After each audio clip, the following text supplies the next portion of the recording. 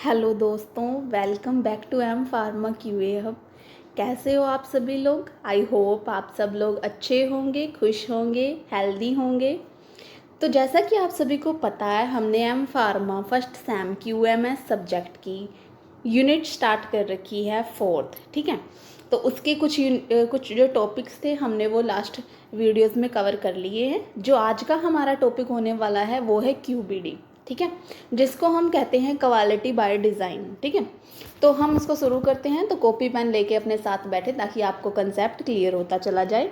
तो चलो स्टार्ट करते हैं क्यूबीडी से। क्यूबीडी हमारा होता क्या है? क्यूबीडी स्टैंड करता है हमारे लिए क्वालिटी बाय डिज़ाइन को लेकर के। ठीक है, क्यूबीडी को हम डिफ़ाइन कैसे कर सकते हैं? क्यूबीडी जो हमारा रहता है वो एक सिस्टमेटिक अप्रोच हम कह सकते हैं, जो हमारे डेवलपमेंट की स्टेज को शुरू करने या हम डेवलपमेंट को डिज़ाइन करने में हमारी क्या करेगा, हेल्प करेगा। और इसका जो मेन ऑब्जेक्टिव या हम एम कह सकते हैं वो है हमारा कि ये क्वालिटी प्रोडक्ट को डिज़ाइन करता है। ठीक है, और हमारे एम्फराइजेस मतलब जोर देता है। ठीक है, एम्फराइजेस का मतलब होता है जोर देता है हमारे प्रोडक्ट और प्रोसेस की अंडरस्टैंडिंग पर। ठीक है, ये इसके दो ऑब्जेक्टिव कह सकते हैं, एम कह सकते हैं। ठीक है, और हमारा क्या करता है, प्रोसेस कंट्रोल करने में मतलब हमारी हेल्प करता है। ठीक है, और हमारे क्वालिटी जो रिस्क मैनेजमेंट रहती है उसको ये बढ़ावा देता है। ठीक है, मतलब क्वालिटी को कैसे एनहांस करना है, रिस्क को कैसे कम करना है, ये हम उससे कर सकते हैं। यही हमारा क्वालिटी बाय डिज़ाइन होता है। मीन्स कुछ ऐसा डिज़ाइन करना जिससे हमारी क्वालिटी क्या हो, एनहांस हो, इंक्रीज़ हो। ठीक है, यही हमारा रहता है। इसमें हमें क्वालिटी प्रोडक्ट हमें चाहिए होता है। हमारी जो क्वालिटी प्रोसेस है वो जो हमारी प्रोसेस है वो भी हमारी क्वालिटी के साथ होनी चाहिए। हमारा प्रोडक्ट भी, फाइनल प्रोडक्ट भी, हर एक डिज़ाइन हमारा कुछ इस तरीके का बना होना चाहिए कि हमारा जो फाइनल रिज़ल्ट हमारे पास आए, चाहे वो किसी प्रोसेस से रिलेटेड हो, किसी प्रोडक्ट से रिलेटेड हो, वो हमारा हाई क्वालिटी का हमें मिले। इस कंसेप्ट को देने वाले जो थे वो थे डॉक्टर जोसेफ एम जुरान।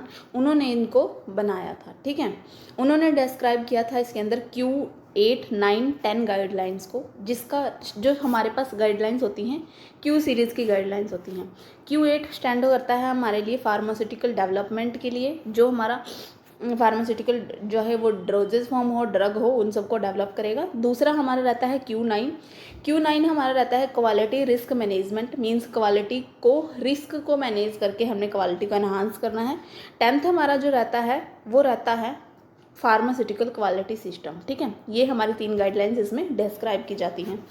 आगे इसके हमारे पास थोड़ा सा बता देती हूँ आपको, डिज़ाइन क्या है क्वालिटी का डिज़ाइन। ठीक है, इसके बारे में थोड़ा सा बता देती हूँ। डिज़ाइन मीन्स किसी प्रोडक्ट को डिज़ाइन इसलिए किया जाता है कि जो हमारा पेशेंट है, हमारा कस्टमर है, हमारा कंज्यूमर है, उसकी नीड्स को पूरा किया जा सके। ठीक है, एक ऐसे प्रोसेस को डिज़ाइन करना जिससे प्रोडक्ट हमारा कंसिस्टेंटली मीन्स लगातार प्रोड्यूस हो, क्वालिटी पे बुरा इम्पैक्ट ना पड़े।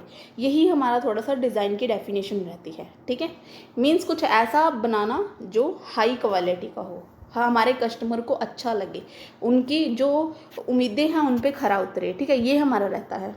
आगे इसके हमारे क्यूबीडी जो होता है उसके क्या बेनिफिट हमारे पास रहते हैं वो थोड़े से हम पता कर लेते हैं कि हमें जो एग्ज़ाम में हमें लिखना पड़ता है वो थोड़ा सा हमें पता होना चाहिए। तो सबसे पहला जो रहता है, ये बैच फेलियर को क्या करता है, एलिमिनेट कर देता है, मतलब ख़त्म ही कर देता है, कम कर देता है। ठीक है, डेविएशंस जो हमारी हैं उनको कम करता है। ठीक है, जो कॉस्ट को ये इन्वेस्टिगेट कर सकता है। ठीक है, मीन्स डिज़ाइन के टाइम ही हमें पता लग रहा है कि हमारे पास क्या रिस्क आने वाले हैं, हमारे पास क्या क्या हमें चाहिए होगा।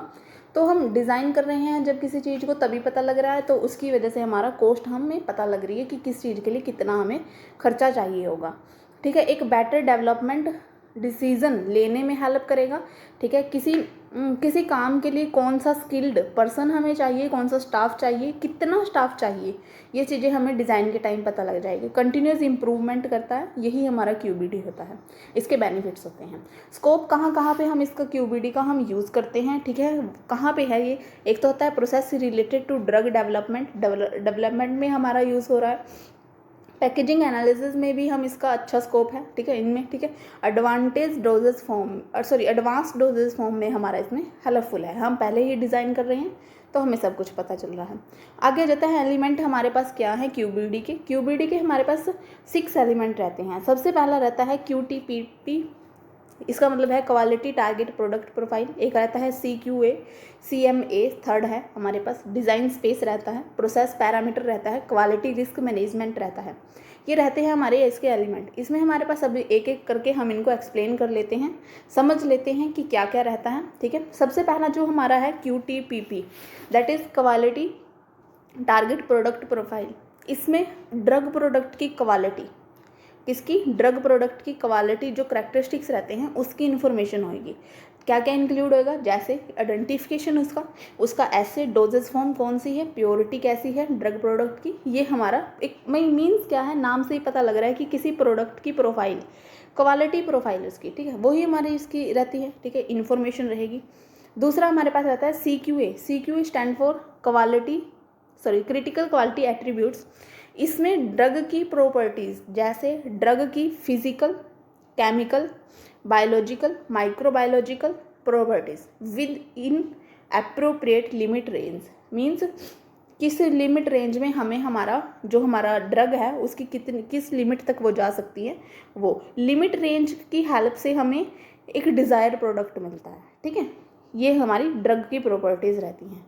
ठीक है, अगला आ जाता है हमारे पास क्रिटिकल मटेरियल एट्रीब्यूट। जो पिछला था वो था हमारा क्रिटिकल क्वालिटी एट्रीब्यूट्स, जिसमें हमें ड्रग की पता करनी थी। इसमें हमारे पास क्रिटिकल मटेरियल एट्रीब्यूट में हमारे पास रॉ मटेरियल की हमें करनी होती है, रॉ मटेरियल की प्रॉपर्टीज़, चाहे वो फिजिकल, केमिकल, बायोलॉजिकल और बायोलॉजिकल हो। ठीक है, वो हमें मॉनिटर करनी होती है। वो हमें ये इंश्योर करेगी जो हमारा प्रोडक्ट, फाइनल प्रोडक्ट हमारे रॉ मटेरियल से बनने वाला है, वो हमारा क्या होगा, हाई क्वालिटी का होगा। इसलिए हमें ये करना पड़ता है। उसके बाद आता है डिज़ाइन स्पेस मीन्स क्या होता है, स्पेस का मतलब है कोई बिल्डिंग्स, ठीक है, जहाँ पे क्या करेंगे, हम काम करेंगे, वर्क करेंगे।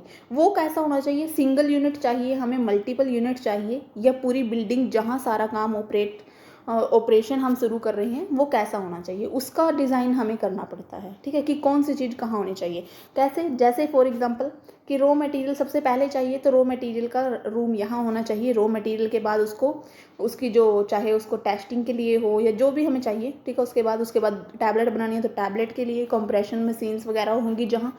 इस तरीके से फ्लो यूनिडायरेक्शन होना चाहिए। और एक होता है, ये तो सिंगल के लिए हो गया, ठीक है, एक हो गया हमारे पास मल्टीपल, मीन्स जहाँ पे 2-3 चीज़ें बनी हुई हैं, टैबलेट भी बन रही है, कैप्सूल भी बन रहा है, ठीक है, पेरेंटल ड्रग्स भी बन रही है। तो इस तरीके से हमें उसको डिज़ाइन करना पड़ता है अकॉर्डिंग टू हमारे जो हमें काम करना है उसके अकॉर्डिंग। उसके बाद आ जाता है हमारे पास प्रोसेस पैरामीटर और क्रिटिकल प्रोसेस पैरामीटर्स। इसमें क्या है, प्रोसेस पैरामीटर मीन्स प्रोसेस में, ठीक है, जो हमारी प्रोसेस है उसमें क्या वेरिएशंस आ रही हैं, ठीक है, उसका क्या इम्पैक्ट CQA पे पड़ रहा है, ठीक है, और हमारे क्या कह सकते हैं, प्रोडक्ट की डिज़ायर क्वालिटी के लिए हमें इसको क्या करना पड़ता है, मॉनिटर करना पड़ता है। ठीक है, मॉनिटर करना पड़ता है, कंट्रोल करना पड़ता है। प्रोसेस पैरामीटर जैसे हम कह सकते हैं टेम्परेचर कितना चाहिए, हाई चाहिए, लो चाहिए, pH कितना होना चाहिए, एनवायरमेंटल फैक्टर कैसे हैं, ये सारे पैरामीटर हमारे पास इम्पैक्ट करते हैं हमारे प्रोडक्ट की क्वालिटी को। उसके बाद आता है QRM है हमारा क्वालिटी रिस्क मैनेजमेंट। इसमें हमारे पास क्या आता है, ये हमारे पास गाइडलाइन थी Q9 जो मैंने अभी आपको पीछे बताया है। ठीक है, इसको डिस्क्राइब करता है ना हमारा QBD, तो ये हम उसकी गाइडलाइंस हैं। ठीक है, तो ये QRM है जो वो हमारा ICH Q9 गाइडलाइन है। ठीक है, और QRM एक स्ट्रक्चर प्रोवाइड करेगा हमारे पास, ठीक है, कि हमें कैसे शुरू करना है और अगर रिस्क आते हैं तो उनको कैसे हमने मैनेज करना है। ठीक है, ये रहता है। और जो QRM है वो एक सिस्टमेटिक प्रोसेस है जो ड्रग प्रोडक्ट की क्वालिटी से रिलेटेड फैक्टर को असेस, कंट्रोल, कम्युनिकेट, रिव्यू करता है। ठीक है, ये सारी चीज़ें वो करता है। ये हो गया जी हमारा QBD का ओवरव्यू हमने ले लिया है। मीन्स ये इनफ है हमारे, अगर हमें एग्जाम में आ जाता है डायरेक्टली क्वेश्चन तो। ठीक है, ये डेफिनेशंस हो गई, एलिमेंट्स हो गए, बेनिफिट्स हो गए, स्कोप हो गया। ठीक है, ये सारी चीज़ें हो गई, एक्सप्लेन कर दिया है हमने। ये हो गया हमारा QBD। जो नेक्स्ट रहता है हमारे पास वो है प्रोसेस डेवलपमेंट रिपोर्ट। इसको भी देख लेते हैं। इसमें है क्या, प्रोसेस डेवलपमेंट रिपोर्ट एक डिटेल डॉक्यूमेंट होगा जो प्रोडक्ट से रिलेटेड, ठीक है। प्रोडक्ट से रिलेटेड जो आउटकम आती हैं, जैसे उसकी क्या कह सकते हैं हम, एक्टिविटी टू डिज़ाइन, ऑप्टिमाइजिंग, ठीक है, वैलिडेशंस, ठीक है, किसी मैन्युफैक्चर प्रोसेस की क्या प्रोडक्ट कंसिस्टेंटली हमारा प्रोड्यूस हो रहा है या नहीं, ये सारी डिटेल हमारी क्या करेगी, ये प्रोसेस डेवलपमेंट रिपोर्ट डिस्क्राइब करती है, ठीक है। किसी भी इंडस्ट्री में, चाहे वो फार्मास्यूटिकल इंडस्ट्रीज हो जिसमें हमारा इसका यूज़ हो रहा है, ठीक है, वो उसको डिस्क्राइब करती है, उसकी चाहे वो किसी भी चीज़ से रिलेटेड, चाहे उसकी एक्टिविटी से रिलेटेड हो, ऑप्टिमाइजेशन, वैलिडेशन, ठीक है, सारी आउटकम जो आने वाली है उसको हमारा ये डिस्क्राइब करती है। इसका पर्पज़ क्या है, क्या पर्पज़ है प्रोसेस डेवलपमेंट रिपोर्ट का, तो ये हमारी क्या करती है, प्रोसेस को अंडरस्टैंड करने में हेल्प करती है, ठीक है। वेरिएशंस जो आने वाली हैं उसको अंडरस्टैंड करते हैं, ठीक है, और उन वेरिएशन का, जो प्रोसेस वेरिएशंस आ रही हैं उनका क्या इम्पैक्ट हमारे प्रोडक्ट पे डल रहा है वो हमारा समझ आ जाता है। उसके बाद आ जाता है क्वालिटी एश्योरेंस। क्वालिटी एश्योरेंस में हमारा क्या है, जो प्रोसेस डेवलपमेंट का डॉक्यूमेंट है वो गारंटी देता है कि हमारा जो प्रोडक्ट है वो सेफ, एफिशिएंसी, कंसिस्टेंटली हमारा प्रोड्यूस हो रहा है, ठीक है, ये हमारा वो करता है, क्वालिटी एश्योरेंस भी हमारा प्रोवाइड करता है, क्योंकि इसमें हमारी प्रॉपर डिटेल्स होती हैं। जो ये डॉक्यूमेंट है हमारा प्रोसेसर डेवलपमेंट रिपोर्ट है, वो एक प्रॉपर डिटेल देगी हमें, चाहे वो हमारे किसी भी प्रोसेस से, किसी भी प्रोडक्ट से रिलेटेड हो, उसकी आउटकम हमें बताती है। इसके कंपोनेंट क्या रहते हैं, कंपोनेंट देख लेते हैं कि हमारा ये ICH Q8 जो गाइडलाइन मैंने पीछे आपको बताई थी, QBD जो एक्सप्लेन करता है उसका ही एक पार्ट है, ठीक है, मीन्स उसमें आता है, ठीक है। तो इसमें क्या क्या डिटेल्स हमारे पास रहती हैं वो इसमें हम देख लेते हैं कौन कौन सी डिटेल रहेंगी। सबसे पहला रहता है ड्रग सब्सटेंस एंड फॉर्मुलेशंस। इसमें क्या आ जाएगा हमारे पास कि प्रोसेस डेवलपमेंट रिपोर्ट में एक्टिव इनएक्टिव इंग्रेडिएंट की डिटेल होगी, ठीक है। सेकेंड हमारा रहता है मैन्युफैक्चरिंग प्रोसेस, किस प्रोसेस से बनाया गया है, ठीक है, बनाया गया है प्रोडक्ट, ठीक है, और स्केल अप जो हमारी स्टडीज़ हैं, प्रोसेस वैलिडेशंस हमारी हैं, उनको ये क्या करेगा, डिस्क्राइब करेगा, अच्छे से डिस्क्राइब करेगा, मीन्स प्रॉपर डिटेल होगी, ठीक है। उसके बाद आ जाती है कंटेनर क्लोजर सिस्टम, प्रोडक्ट कैसे किस कंटेनर में हमने पैक किया है, ठीक है, ये इन्फॉर्मेशन होगी, हमें प्रोसेस डेवलपमेंट रिपोर्ट प्रोवाइड करती है जी ये सब कुछ, ठीक है। उसके बाद आ जाता है माइक्रोबायोलॉजिकल एट्रीब्यूट्स, कंटामिनेशन को कैसे कंट्रोल करना है, ठीक है, या कंटामिनेशन होने के कितने चांसेस हैं, ये सारी डिटेल हमारी इसमें रहेगी, ठीक है। उसके बाद आ जाता है एनालिटिकल टेस्टिंग। इसमें क्या आ जाएगा, जो एनालिटिकल मेथड प्रोडक्ट की टेस्टिंग, वैलिडेशन, ठीक है, वैलिडेशन और टेस्टिंग के लिए हमने यूज़ किए हैं वो इसमें सब मेंशन करे जाएंगे कि आपने कौन सा चीज़ इसमें मतलब यूज़ करना है, कौन सा आपने यूज़ किया है, क्या परफॉर्म किया है, क्या रिजल्ट आया है, दैट्स ऑल, ठीक है। उसके बाद आता है कंपैटिबिलिटी स्टडी, मीन्स हमारा प्रोडक्ट स्टेबल है या नहीं, क्या कोई एक्सीपिटेंट जैसे बाइंडर, ठीक है, लुब्रिकेंट्स हमारे प्रोडक्ट के साथ रिएक्ट तो नहीं कर रहा है, ठीक है, वो चीज़ें हम क्या करते हैं इसमें चेक करते हैं। अगर रिएक्ट कर रहा है तो हमें उसको चेंज करना पड़ता है, आउटकम हमारे पास होगी ना इसमें मेंशन। उसके बाद आता है डिज़ाइन स्पेस। डिज़ाइन स्पेस में हम क्या समझते हैं, जहाँ हम प्रोसेस रन कराएंगे, ठीक है, उसके लिए क्या क्या होना चाहिए, बिल्डिंग में कैसी स्पेस होनी चाहिए, वो चीज़ें हमारी डिज़ाइन स्पेस में रहती हैं। ये हो गया हमारा प्रोसेस डेवलपमेंट रिपोर्ट, ठीक है। ये अकॉर्डिंग टू सिलेबस हम कर रहे हैं कवर, ठीक है, अकॉर्डिंग टू सिलेबस हमारा चल रहा है, तो आप सिलेबस के अकॉर्डिंग टॉपिक वाइज इसको कवर कर सकते हैं यहाँ से, ठीक है। उसके बाद आ जाता है हमारे पास छोटा सा टॉपिक एक और रहता है, इसको भी कवर कर लेते हैं, quality risk management. Quality risk management से हम क्या समझते हैं कि जो हमारा क्वालिटी रिस्क मैनेजमेंट है वो ICH Q9 गाइडलाइन के अंदर आता है, ठीक है, और QRM है जो हमारा, वो हमें एक स्ट्रक्चर प्रोवाइड करेगा कि हमें कैसे स्टार्टअप करना है, ठीक है, और उसको फॉलो करके हम क्या कर सकते हैं, हमारे रिस्क को कम कर सकते हैं हमारी प्रोसेस में, ठीक है।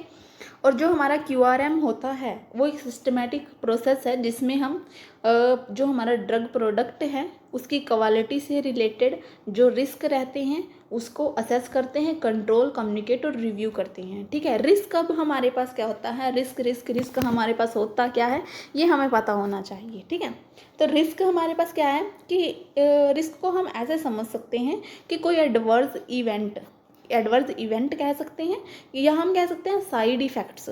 ठीक है, जिसके पॉसिबिलिटीज़ हैं, मतलब जिसकी संभावनाएं हैं। ठीक है, जिसको मतलब होने की चांसेस हैं। ठीक है, जिसकी आउटकम ये होगी कि हमारा जो प्रोडक्ट है, हमारी जो प्रोसेस है, हमारा जो सिस्टम है, उस पर इम्पैक्ट पड़ेगा, या हम कह सकते हैं वो फेल भी हो सकता है। ठीक है, इस तरीके से हमारा रहेगा रिस्क।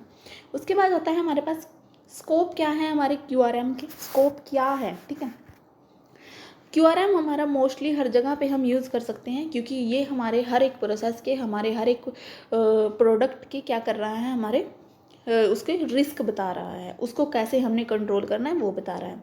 जैसे हमारे पास क्या, कहाँ कहाँ यूज़ कर सकते हैं, फार्मास्यूटिकल प्रोडक्ट डेवलपमेंट में, मैन्युफैक्चरिंग में, डिस्ट्रीब्यूशन में, ये कुछ एग्जांपल्स हैं। वैसे हम इसका हर जगह यूज़ कर सकते हैं। ठीक है, उसके बाद आ जाता है हमारे पास प्रोसेस डेवलपमेंट। इसमें हमारा यूज़ कैसे हो रहा है थोड़ा सा वो बता देते हैं कि फॉर्मुलेशन में प्रोसेस है कोई। ठीक है, उसके डेवलपमेंट में, एनालिटिकल मेथड के डेवलपमेंट में हम इसका यूज़ कर रहे हैं।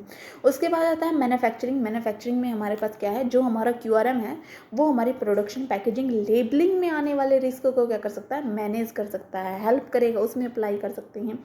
उसके बाद आता है सप्लाई चेन हमारे पास क्या है, QRM जो प्रोसेस रहती है, चाहे वो हमारी रॉ मटेरियल से रिलेटेड हो, API से रिलेटेड हो, फिनिश्ड प्रोडक्ट से रिलेटेड हो, उसमें भी हम इसको अप्लाई करते हैं। डिस्ट्रीब्यूशन में हमारा अप्लाई करते हैं। डिस्ट्रीब्यूशन में कैसे कि हमारा जो जब हम उसको कहीं पे डिलीवर कर रहे हैं, ट्रांसपोर्टेशन कर रहे हैं, कोई स्टोरेज कर रहे हैं, तो उसमें क्या दिक्कतें उसकी आने वाली हैं, उसको हम मैनेज कर सकते हैं। पहले हम उसको आइडेंटिफाई करते हैं।